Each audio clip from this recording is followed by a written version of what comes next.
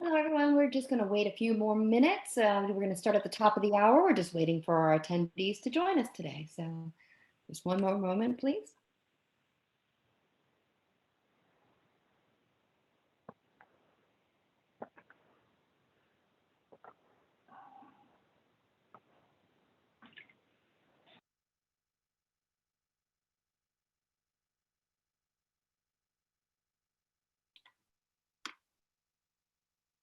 And while we're waiting to start and we have more attendees coming, I will be putting the link where this recording will be. It is going to be on the event that was posted on the community. You're more than welcome after the event to post additional questions that you have, but we hope you have come with plenty of questions for today's event. And so if you have any other additional questions, please do post them on the community and share the link out to your friends and colleagues. So we'll be starting probably in about a little over a minute. So we're just going to be quiet for a while. And if you have any questions, please do use the Q&A portion of this Zoom webinar.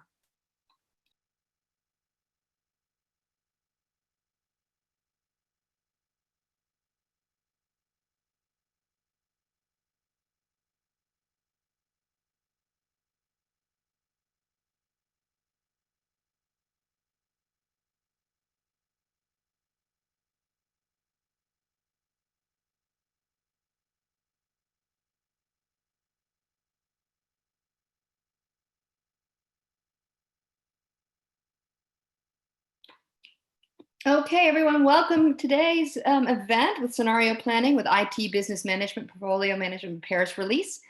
So today we've got some experts here to kind of show you some ins and outs and some demos. So please, Doug and Richelieu, take it away.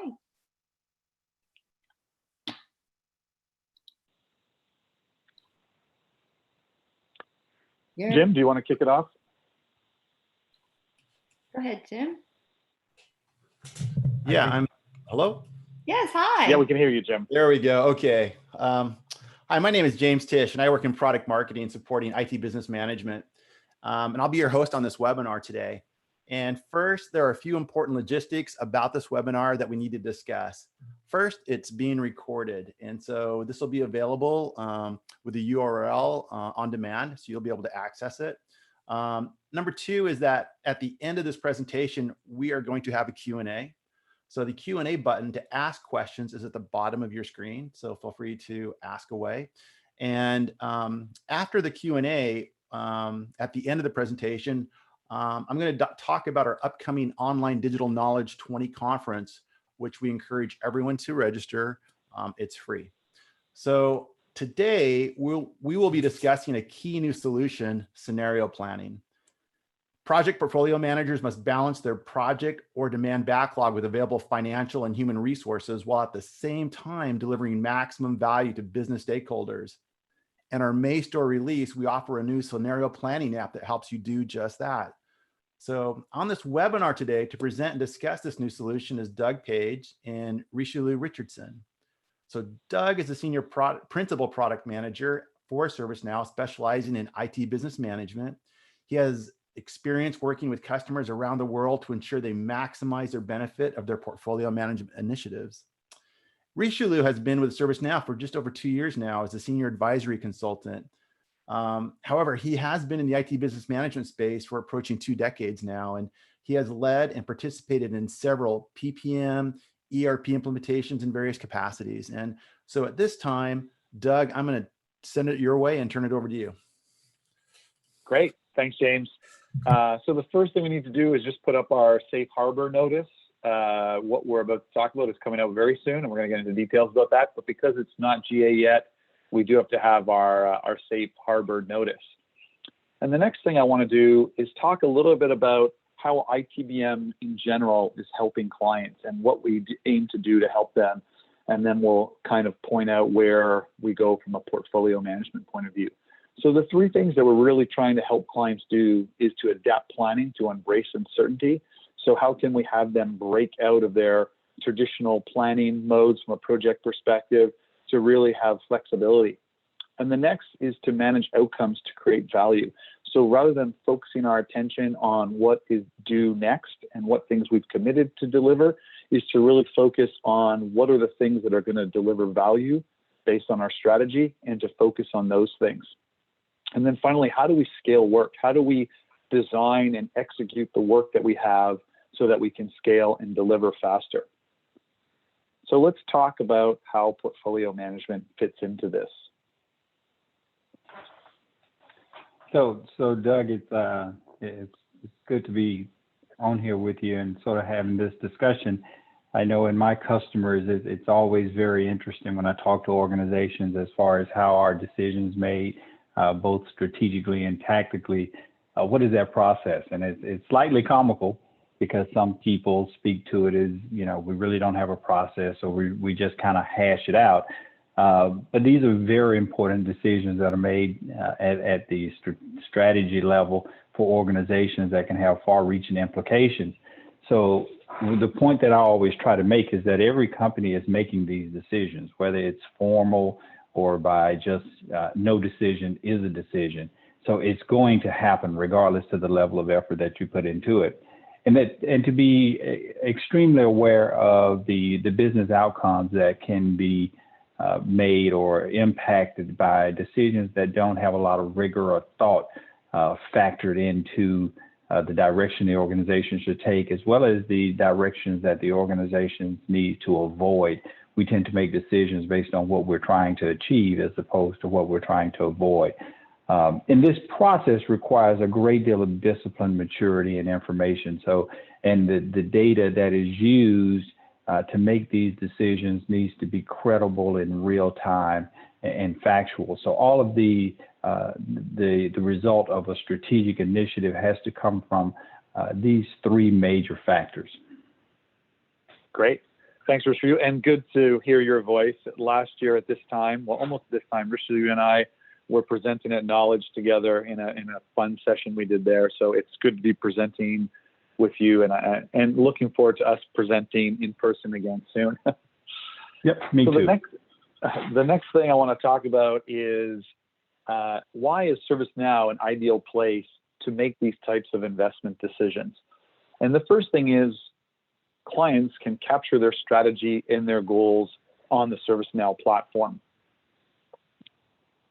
Yep, and every year around September, October or so, leaders from some of the biggest companies in the world, they go off into the mountains, and they find a cabin for a few days, and they hash out what is the vision for the organization for the coming year, and that strategy is then sort of brought that down from the mountain to the organization, and they now have the challenge of communicating and executing on what they've determined to be the vision going forward.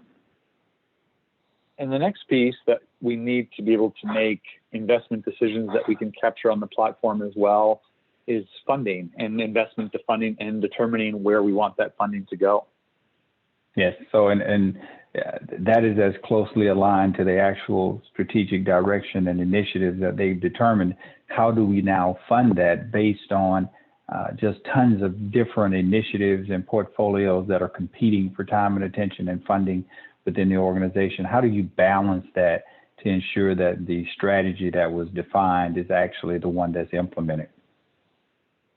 And the next piece that we need is resource. We need capacity to be able to determine what can get done. Very good point. Not only understanding the resources in order to execute on our current portfolio, on our current projects and work, but also what about the skill sets and roles going forward? What are the types of animals that we'll need in the zoo for the next year as technology evolves and methodologies evolve? Are we ensuring that our employees, that our team members are evolving with skill sets and the roles that we need to execute on projects and work that we don't even know of yet? And speaking of work, that's the next piece that we need to make this successful. And ServiceNow is an ideal place because of the different type of work that we capture on the platform. Yeah, we show in some of the presentations, we show work from various systems in our demonstration, our presentations, that some companies need 2, 3, or 4 different applications in order to consolidate this information. And sometimes they don't have visibility, especially at the leadership level, of whether something is a project or an incident. Both of these have impacts on the organization, but leadership sometimes cannot see the cost, the resources, the impact of those different types of work, which is a very unique value proposition for ServiceNow to be able to consolidate that on a single platform. And then, of course, if we're going to determine the funding level on the left, on the right-hand side, we have to understand what is the cost of the different pieces of work that we're looking at. Yeah, and we want to be within a tolerable margin of error as well. So you can't get it down to the cent, and sometimes you can spend a quarter trying to track a dime. So you want to manage that balance between the two. But you want to have faith in the fact that the numbers that you are forecasted are reasonably accurate. I like that. You have to spend a quarter to track a dime. I'm going to use that myself. And then the last piece that we need is obviously the ability to forecast our resources against that same work. That's right. And that's not as difficult as you might think in the old world, but in the new world where things change so quickly. What resources do we need to work on the projects? You could, at one point, you could define that at the beginning of the year and you could just allocate those resources and times over the course of the year. But now, business, world events impact our resources and what we work on, and we have to be able to very quickly shift and reallocate those resources to greater demand. And that's a challenge for many organizations. Great. So let's talk about what we're actually going to do to help customers solve this. Yeah. So, I mentioned earlier that, executive leadership within the organization, they go to the mountaintop on October and they come back down and they communicate that their vision, projects and work and people are all brought into alignment and everybody's ready to start cooking with gas come January. So we shoot out the cannon in January and we're delivering on these initiatives that the company has defined. And then we have major world events or movements in the market or competitive pressures that just shape and impact our organization. The question that I would have, Doug, is how do you go through those machinations to adapt to common business challenges of changing what we work on, but also on a grander level as people come back to work or as businesses reshape and reconfigure how they go about their business? How do we help? How do you help an organization change what they thought was right to what is now the new right? Yeah. So it's interesting that you word it like that because this is such a current problem for our clients. But the planning of this release for May obviously started a long time ago. So this scenario planning that we're going to talk about specifically here and how we solve that problem is going to be released in our May store release on the 14th of May this month. So within 2 weeks, customers will be able to access this through the ServiceNow store. It's going to be supported on both New York and Orlando. And I'm going to talk a little bit about how we're going to support that use case that you just defined. And then I'm going to get into the solution and actually show us how we can do this. So what this scenario planning allows portfolio managers to create different scenarios, multiple scenarios, and select a different set of project demands for each of those scenarios. Then we can go and compare the scenarios against each other, and that's actually the screenshot that you see here. We can go ahead and select the best scenario and approve it, and then we can replan the portfolio to basically include or not include those different projects. We're basically overriding what our current plan is. So when we say we create these different scenarios, first want to get into some detail about what information we can actually change. So at the portfolio level itself, you may have the need to modify your capex or your opex. So in a lot of cases today, people are losing funding.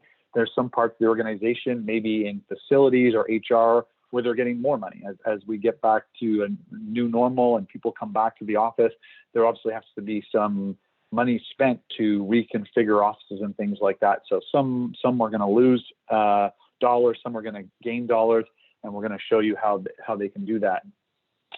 And then from at the project level itself, you can deselect or select a specific project in any scenario. So project A might be selected in scenario 1, but not selected in scenario 2. Then you can change the rank. Obviously, it's important to, when you're looking at these different scenarios, to say, well, in this scenario, I want to focus on a specific strategy or a specific type of project, and I want to create another scenario where we're focusing on something else so that I can see the differences of what's being delivered. And then you also have the ability to change the proposed capex budget and opex budget on each individual project to say, for instance, if we included this project, but maybe they were only doing a phase 1, or if it was a simplified version of this project and it would actually cost less money, what would be the impact of doing that?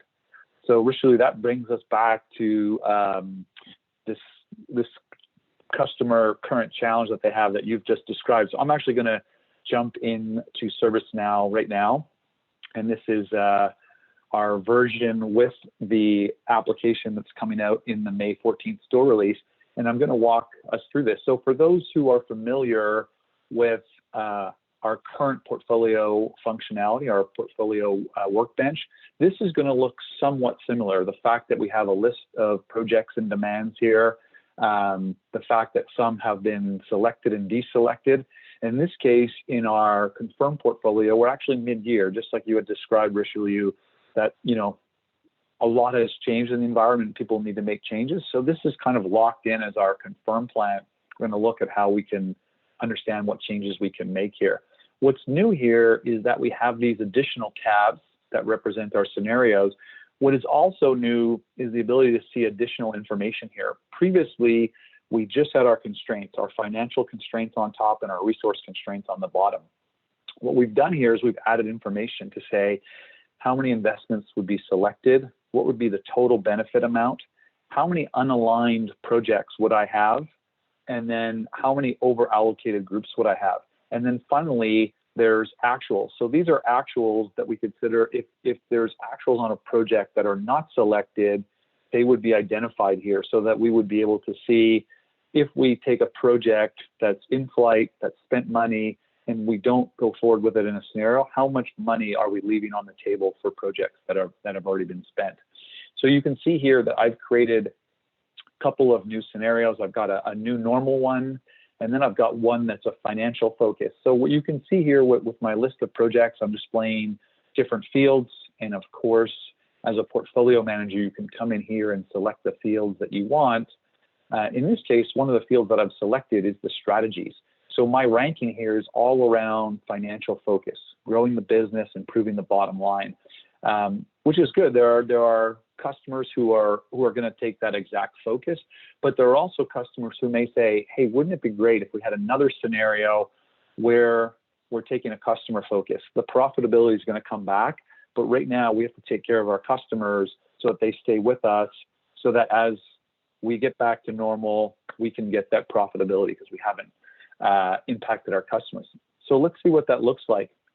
We're going to create a new scenario, and I'm going to call this customer focus. I can include a short description. Is all about the customer. And you'll see I can copy my confirm plan that I had, or I can copy from either of the previous scenarios that I've created. So let's just copy from the financial focus one that we've had. It's going to create a new tab for us. It's got our financial focus, but I can see here that I'm still focused on the strategies that have to do more with growing the business and improving the bottom line. So what we're going to come in here is we're going to look at saying, well, we've got projects down here that we really want to focus. So this one, I'm going to make project 1, and I'm going to continue in that vein. And for those who are not familiar with this functionality that I'm doing right now, this is great. This allows us to do a forced ranking, which is really how a lot of customers do their prioritization now, to be able to say, hey, we've gone to the business. We've said, hey, if you can do one project next year or for the remainder of the year, what would it be? And if you could add a second project in, what would that one be? And we're really forcing them to go through a prioritization that's based on what they think is important. So here we've really refocused our ranking based on the projects that are going to help us keep our customers. So what we're going to have to do then here is go and change our selection. So I'm going to add in this one delight customer project that was not selected. But when I do that, I can see that everything is selected here. And if I go over to the right, I can see that I've got overallocated groups. I've got one of them, as well as I'm over from a spend perspective. And I can go in by capex and opex and see what that impact is on both of those categories. So I'm over for capex, and I've got a little bit left from an opex perspective. So we can come back here and start removing our lowest ranking projects to see when we're going to get to a place where we are now under budget. Now, what we can also do is then see on the bottom right, if I do that, I've got $2.7 million of actual spend that is going to be left on the table, if you'd like. That means we've started that project in flight, we've spent that money, and that project is not going forward, at least for the current fiscal year. Doesn't mean we don't take it up and refund it again for next year. So what we can also do, though, if we wanted to, was to say, well, maybe there's a way to take this SAP ServiceNow integration, and how can we decrease the cost of this? Maybe just to do a phase one where we're starting to, let's say, do some requirements. So for this, I can actually come in and say, what would be the capex budget? Let's say this is going to be 100,000, and my opex is going to be 25. And if I do that and I include it, I'm now underneath. So I've basically done a shift to the budget. I haven't actually changed the budget at this place. I'm just doing a scenario where I'm doing that. And it's actually giving me a notification to say the plan cost, what that project manager is currently planning, is more than the new proposed budget cost, so that there's awareness there that we'd have to go back to the team and make that change. So now that we've created this scenario and we're reasonably happy with this, I still see I've got an overallocated group. So let's go and see where that is. And I can see here it's not that severe. It's with my big data team in Q2, it's 101%. Nice to have the notification, but in this case, 101% is kind of what Richelieu referred to as the spending a quarter to get a dime level of accuracy. That's within an amount of error that I'm willing to live with. So I'm happy to go ahead with this scenario, or at least consider this scenario. And let's go ahead and actually compare the scenarios that have been created so far. So I can see the name of the scenario across the top. I can see where it is versus the budgeted amount. I can see the total number of investments that would be selected in each of these scenarios. The benefit amount here, I can see the number of unaligned items. In this case, it's 0. All of my projects were aligned to strategy.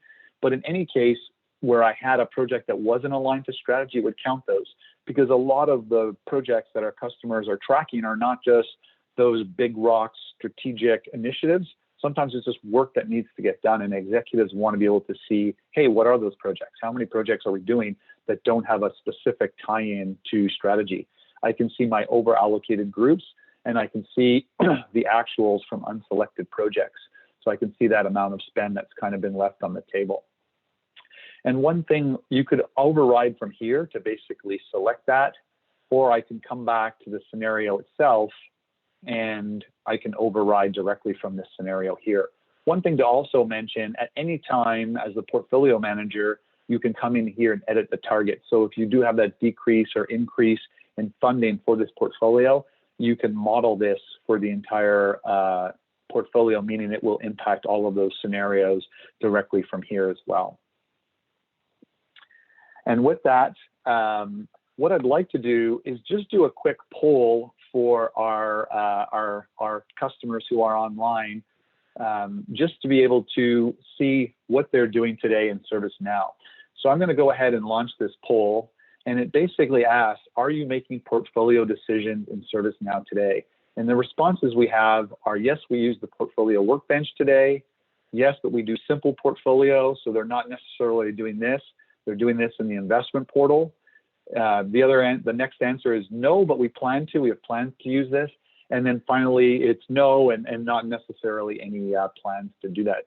So Richelieu or Jim, if either of you have a take on where you see this distribution happening today, I'd love to hear that before we end the poll and see the results. So it appears that the lion's share, just about half of everyone involved, has plans to move towards portfolio management. A quarter of the people are doing it today. A quarter of the people are doing it sort of simplistically, and the vast majority are moving in that direction. Yeah, yeah. And that's actually pretty encouraging. 25% using Portfolio Workbench today is actually slightly higher than I would have guessed. So that's encouraging. And I think that's great news for customers who then should hopefully be able to leverage the scenario planning right out of the gate on the 14th, as long as they're on New York or Orlando. So with that, Jim, I'm going to pass it back to you. Richelieu, it's been great doing this presentation with you today. And I think we can start with the Q&A section. Great.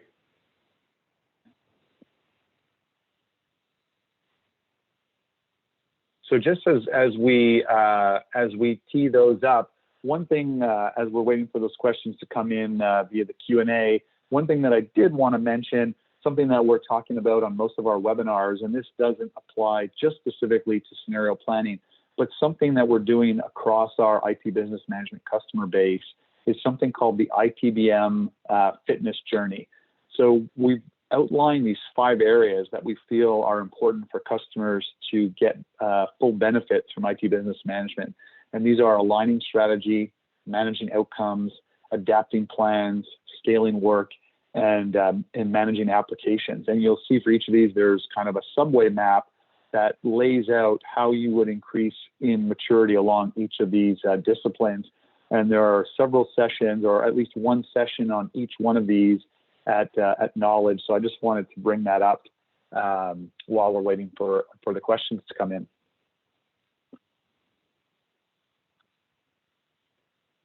So let me just take a look at the Q&A here. So Doug, yeah, go ahead. Oh, go ahead. Yeah, I guess my mute was on that. So yeah, we have about 4 or 5 questions that came in. And so the first one that came in deals with our capex and opex numbers simply entered here in the Portfolio Workbench, or are these fed from actual projects cost plans? So a lot of these questions are dealing specifically with the demo that you walk through that we're gonna discuss right now.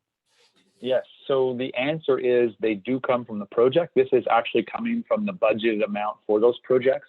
As you saw, you can modify the proposed amount, so you have the flexibility to say, hey, what if I gave this project less or more money? But the initial feed is from the project. And that works slightly differently in this new version that we have with the scenario planning, because before that was coming from the plan cost, and now that amount is coming from the budget from the project. Perfect. Thanks, Doug.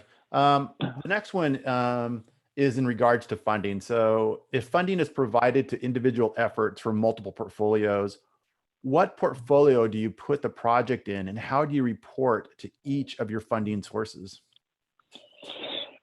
So we're moving towards that. The portfolio functionality that I just showed, it aligns a single investment to a single project, or single demand to a single portfolio.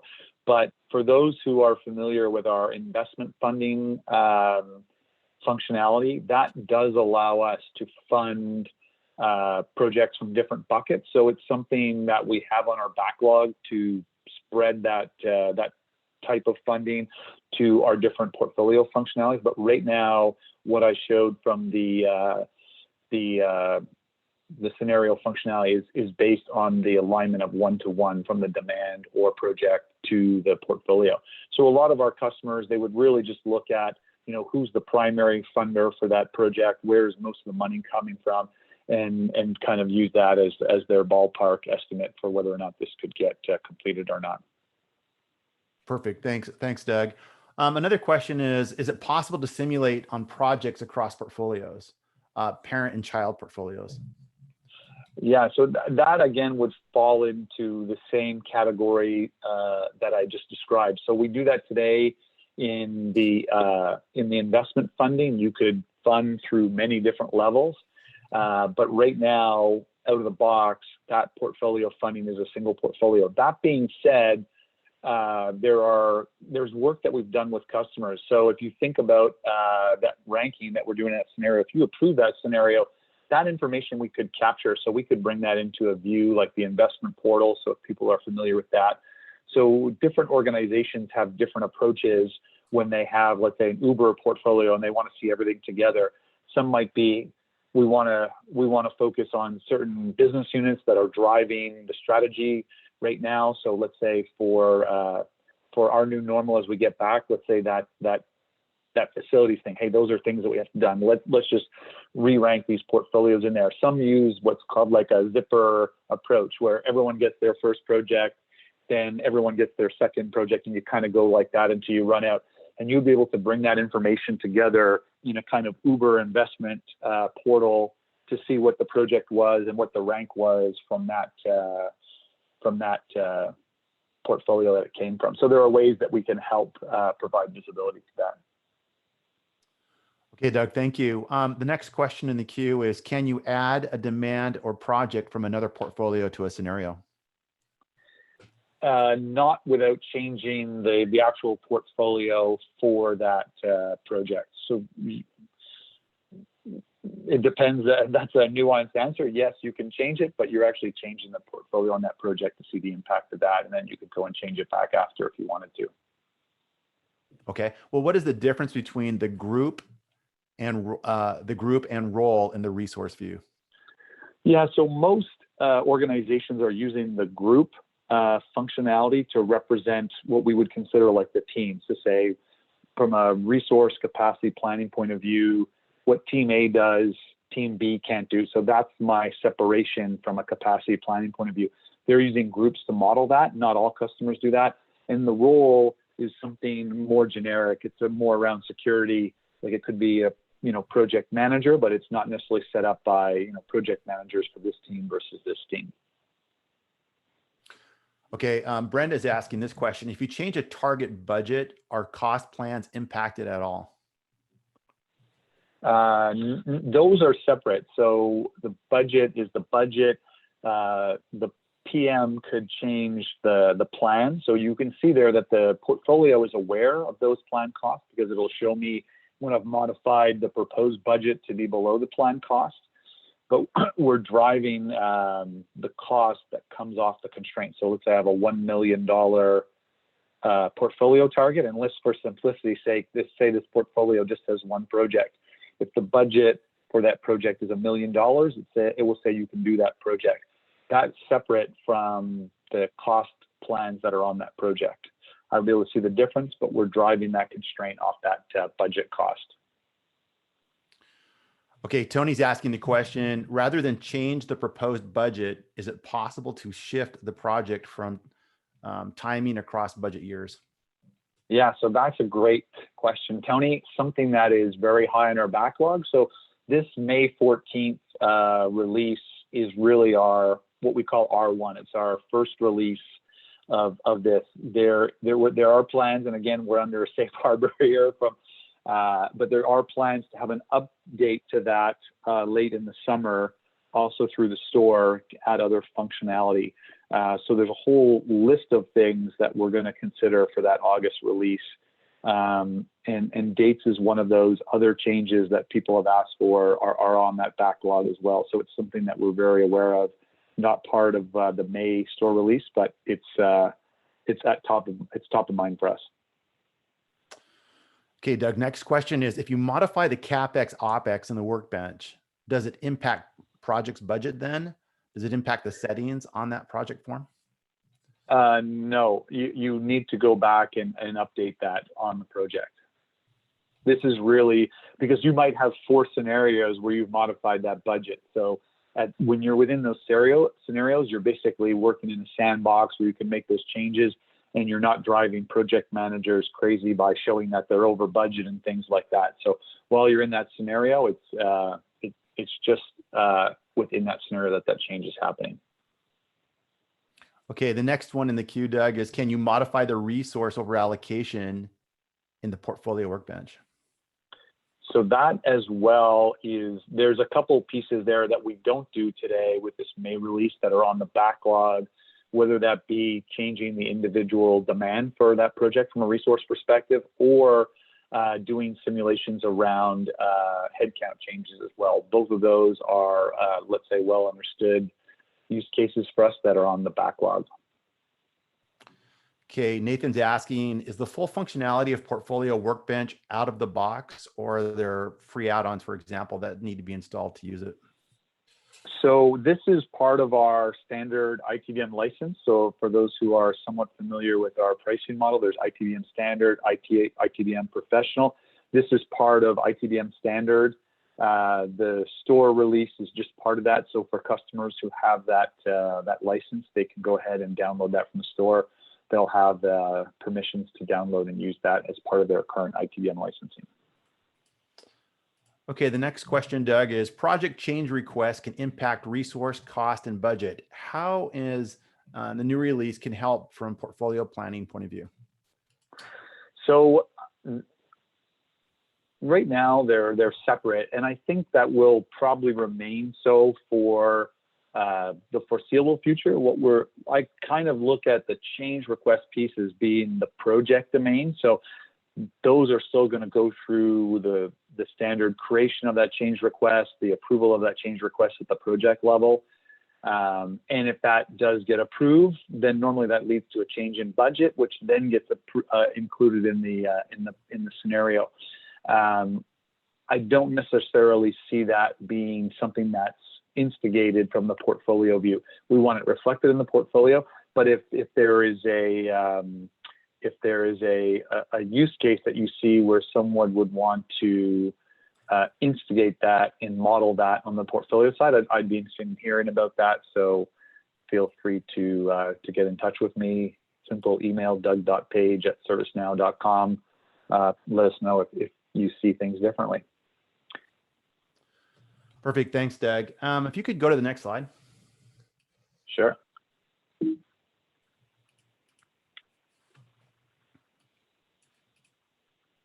Oh, I don't think I have the slide in there, Jim. Oh, okay. So I just want to encourage everyone to register for Knowledge. And so Knowledge 2020 is a digital experience. It goes live on May 5th. And we have 5 weeks of content across 20 channels. Again, it's free to register.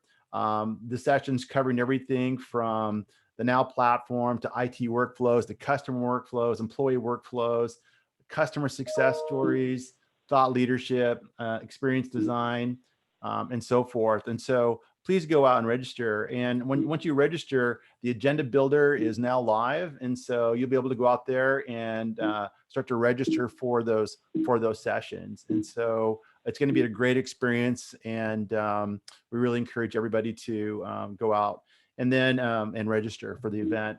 And also, this is going to be available on demand. If you have more questions about this, as Lisa mentioned earlier, you can always go out to the community and ask questions. We'll answer them as well. And then we have other webinars that you can view on demand, and some future ones that are coming up. For example, we have one planned on projects to product that's coming up. I want to thank Richelieu and Doug for their time, and for Lisa for this webinar today. And we appreciate you attending, and we look forward